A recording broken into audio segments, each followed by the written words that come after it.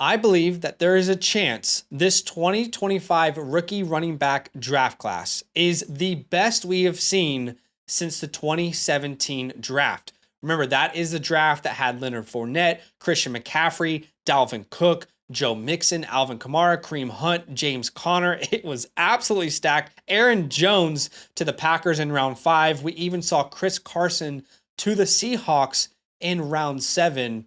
Now, there might not be a Christian McCaffrey top 10 type of pick here, but I do think this is one of the most well-rounded classes at minimum since that time. So today I'm going to be giving you my top 20 rankings for the 25 RB class. We're going to go as deep as we possibly can and as in much detail as we possibly can.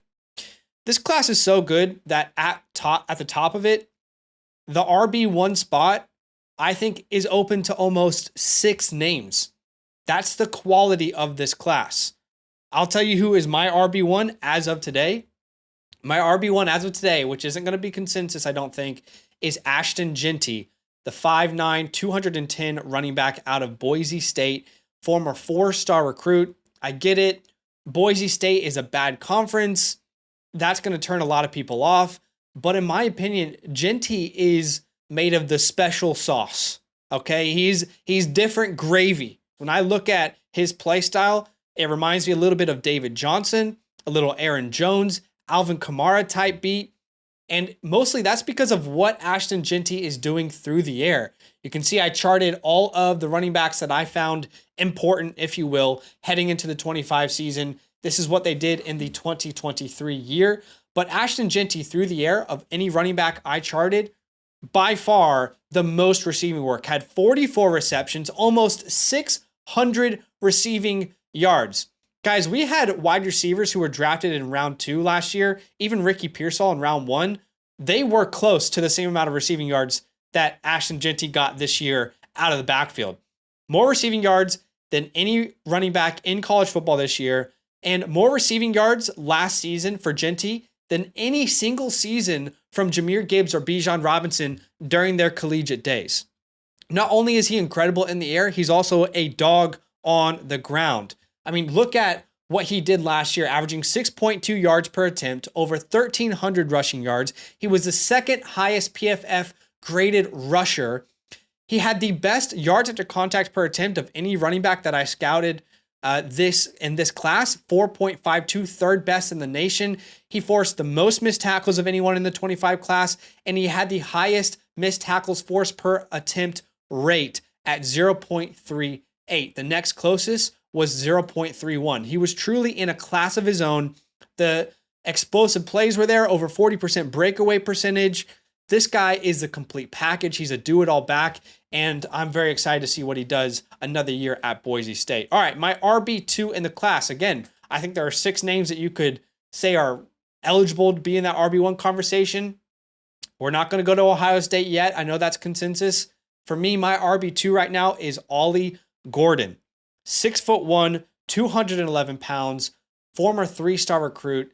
I see a lot of Arian Foster and Le'Veon Bell to his play style. We got a big body, good vision, dynamic in the open field. Simply put, he's a playmaker. Put him on the field. He's going to make plays for you, whether that's in the air or on the ground. He had the most rushing yards, Ollie Gordon did, of any running back in college football last year, over 1,700. He had a 6.1 yards per attempt. He scored 21 touchdowns on the ground.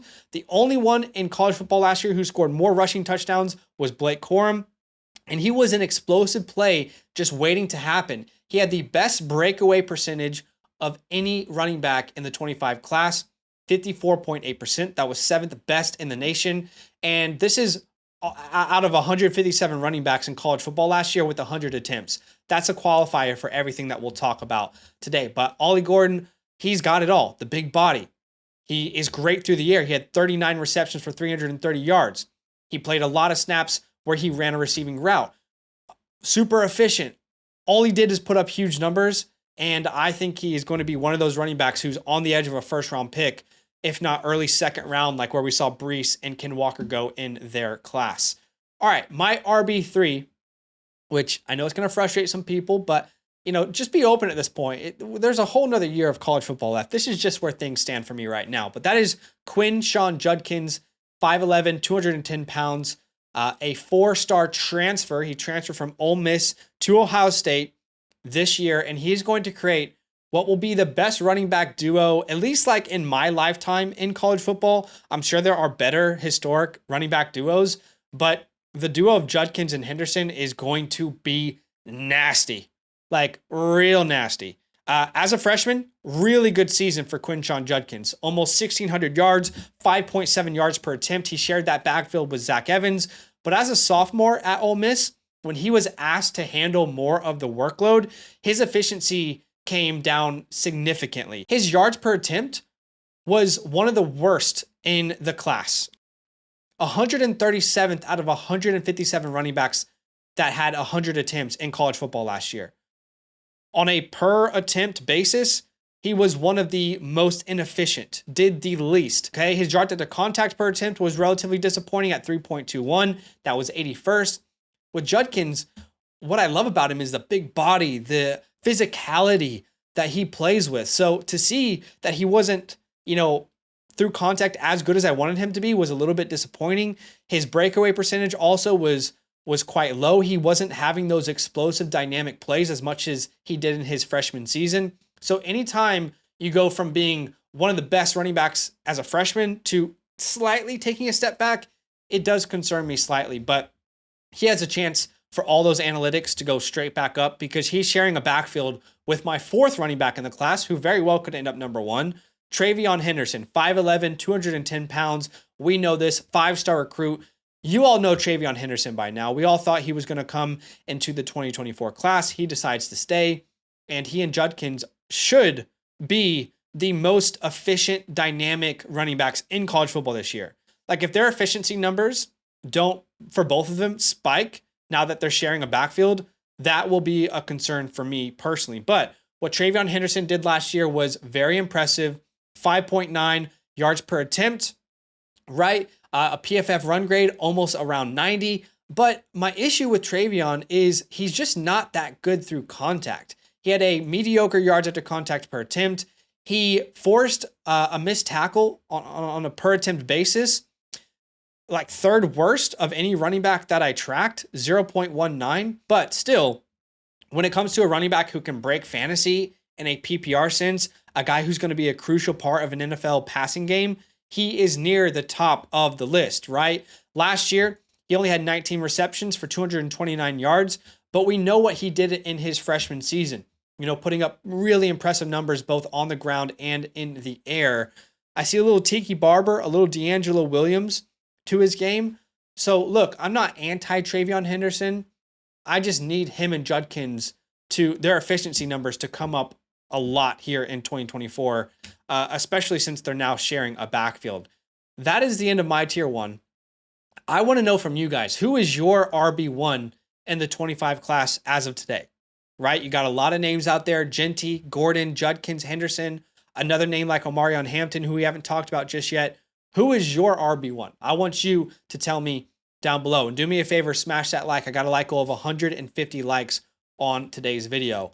Heading into the second tier, another name that I think is eligible to be the RB1 when all is said and done, Omarion Hampton, big body, 6 foot, 220 pounds, former 4-star recruit, tons of explosiveness to his game. And, I just said another big body.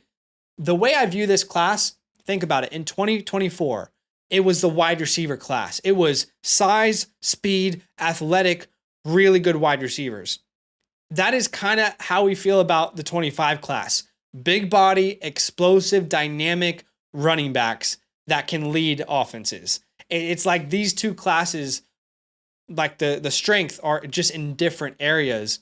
And Omarion put up some huge numbers alongside Drake May in 2023. You can see he had 1,500 rushing yards. He averaged almost 6 yards per attempt, 15 rushing touchdowns. He was good through contact for 67 missed tackles. I mean, this is truly a do-it-all back.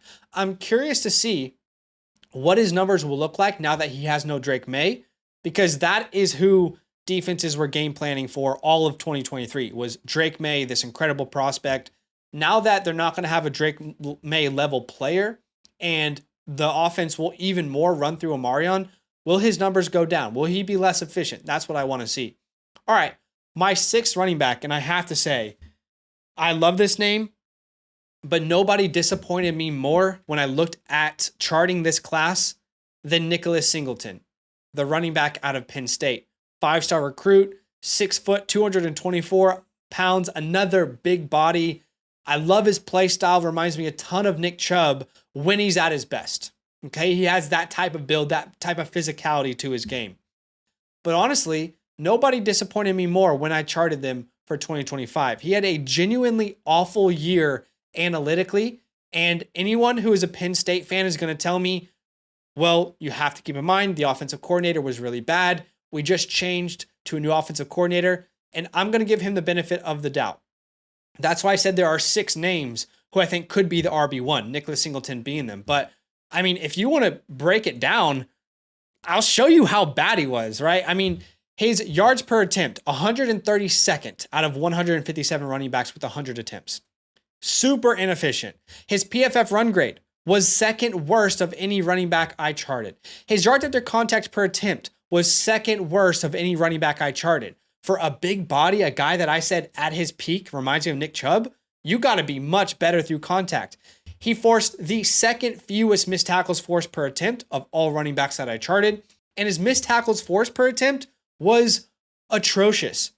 Like, truly awful. I do not expect someone with his pedigree, with his brand equity, the name that we all like, to be that bad through contact, to be that inefficient.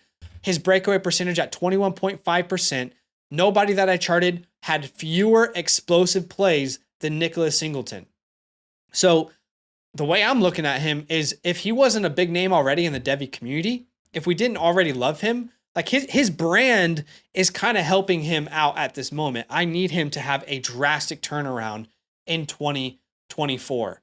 But I do love the player. All right, my RB7 in the class, Damian Martinez, who recently transferred from Oregon State in the Pac-12 to Miami. So he's going to be playing in the ACC. That's going to be a better indication of kind of where his talent lies, I guess. The Pac-12 isn't a bad conference, but the defense is suspect. I think we have to agree the defense is suspect. Really exciting player, Damian Martinez is. Last year, he had almost 1,200 rushing yards, 6.1 yards per attempt, was really efficient, forced a good amount of missed tackles per attempt. My issue with Damian Martinez is, as good as you are on the ground, you have to show me that you're going to play an important part through the air at the next level if I'm going to trust you. And no running back that I charted had less work through the air than Damian Martinez. For being like the guy at Oregon State last year, the entire season, you only had 11 receptions.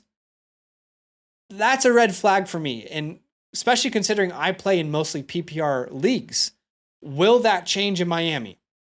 Will he be more involved through the air? Is that one of the reasons he transferred? Because he wants to expand that part of his game? I don't know, but I do know for sure that if you're not offering a ton through the air, you have no chance of being a first-round pick in the NFL. So I need to see that part of his game expand. I'll go on to my 8th RB now. So before the 2023 college football season, I put my stamp on a running back that not a lot of people were talking about at that time. That running back was Trey Benson. And I said, this is the name we're all going to talk about in 2024. This is a name that I love. That ended up working out really well. I'd like to take a chance right now to repeat history, if you will, and put my stamp on another running back that no one is talking about right now that I think will be a name we all love and we all know heading into the 25 draft, okay? That name is Jordan James, the running back out of Oregon. He is 5'10", 205 pounds. I do think he can add some weight to his frame, though. He's got a pretty good frame. And this year, a lot was going on at Oregon. He didn't have a real shot to put up huge numbers, right? You can see he only had 764 rushing yards, okay? He only forced 33 missed tackles. And you might be sitting there saying like, okay, why are you excited about this guy? Well, that's just, he didn't have much opportunity. This was a pass-focused offense. Bo Nix to, Troy Franklin, obviously. Bucky Irving was on the ground getting a ton of work in the air. We also had Tez Johnson, who was getting work in the air. There just wasn't really an opportunity for him to be featured. And you can see that in his attempts. He only had 108 attempts. No other running back had less attempts this year outside of Raheem Sanders, who just didn't really play. But Jordan James was healthy the entire year. He just didn't have the attempts to put up the numbers that we wanted him to see.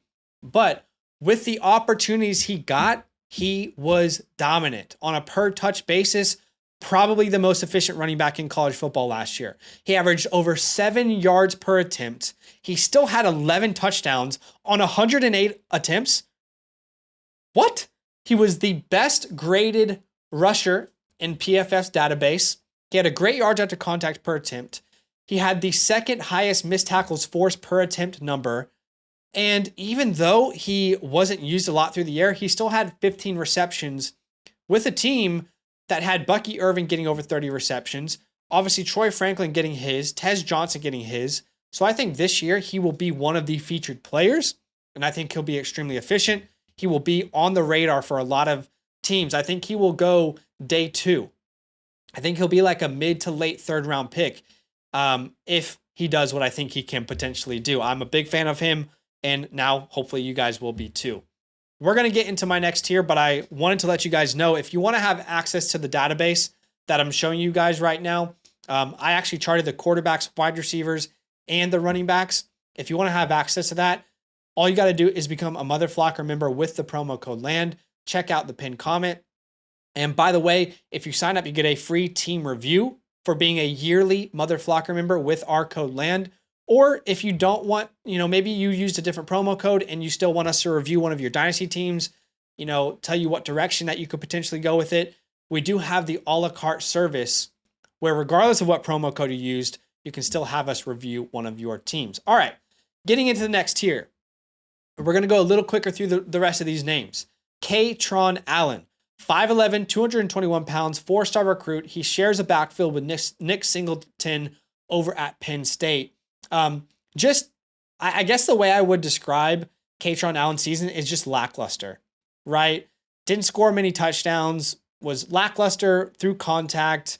His breakaway percentage was and he wasn't really used that much through the air. I think Kaytron Allen's a talented guy, but he had a mediocre season. I need to see more from him. My RB10 is Devin Neal. A lot of us will know Devin Neal at this point. We thought he was going to come out in the 24 class. He was going to be my favorite sleeper in the 24 class, but obviously he decided to come back to Kansas for his senior season. Why did I say senior like that? For his senior season. But I loved watching his film. I mean, he was one of those guys who just popped on tape. Extremely creative in the open field, elite change of direction. He's got a nasty jump cut. Like he'll put your ankles in a different direction. You'll be heading to the hospital if you're trying to tackle this guy in the open field. But pretty good season last year, almost 1,300 rushing yards, over 6 yards per attempt, 16 rushing touchdowns, was good through contact, was involved in the air as well. I think he's just a really exciting prospect that is still young. He's still young when he's going to enter the NFL draft. And the last player in this tier, you guys will know this name, Trevor Etienne. Obviously, brother of Travis Etienne. So he's got that going for him. The bloodline in the NFL is already there. But he is an absolute bullet of a running back. He is like a very discounted version of Maurice Jones-Drew, like the way that he looks on the field. Now, Maurice Jones-Drew was a thicker guy, but the play style is somewhat similar. And now he transferred from Florida to Georgia. Georgia does a great job getting running backs drafted. Remember, James Cook was a 2nd-round pick. He's starting for the Bills. Zamir White as well is starting for the Las Vegas Raiders. It's just a really good program to be a part of. And last year, he averaged almost 6 yards per attempt in the SEC. He was great through contact. He was very explosive. I think he has a good chance of rising his stock in the 2025 draft class. All right, on to the next tier. 2 guys. Let's call this tier Redemption City, okay? I actually want to call that Redemption City because these are 2 guys that we all know, but unfortunately, they just haven't been able to hold up their end of the bargain. Donovan Edwards and Raheem Sanders, two very different players. Donovan Edwards, 6 foot, a little bit, I think he's around 205 pounds. He's going to lead the running back room in Michigan now that Blake Corum is gone. But Donovan Edwards, I think, had the worst. I don't know that there's a running back that had a worse season than Donovan Edwards last year anywhere. Doesn't matter what class you're in. His rushing yards didn't get over 500, right? And we talked earlier about how Jordan James almost had 800 rushing yards on less attempts. His yards per attempt was the worst of any running back that I charted. His PFF run grade was worse of any running back that I charted. Same with yards after contact per attempt. Same with missed tackles or missed tackles forced per attempt. I mean, he was just really, really bad until the playoffs. And that's why there's reasons to be hopeful. In the playoffs, we saw that version of Donovan Edwards that we all loved. Maybe that's what we'll get in 2024. And Raheem Sanders, he goes from Arkansas to South Carolina. He couldn't stay healthy. He was a little bit overweight. What will he look like now in South Carolina? I don't know, but he is worth tracking for sure. In the final tier, I will just give honorable mentions. All right.